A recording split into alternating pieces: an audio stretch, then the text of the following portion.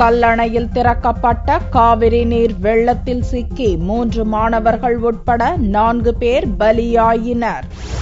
திருச்சியைச் சேர்ந்த பொறியியல் மாணவர்கள் 3 பேர் தஞ்சை கல்லணை அணைக்கு அருகில் கொள்ளிடத்தில் நீர் திறக்கும் பகுதிக்கு சென்று குளித்தனர். கல்லணையில் வெள்ளப்பெருக்கு ஏற்பட்ட நிலையில் ஆற்றில் குளிப்பது குறித்து எச்சரிக்கை பதாகைகள் போலீசார் சார்பில் வைக்கப்பட்டுள்ளது.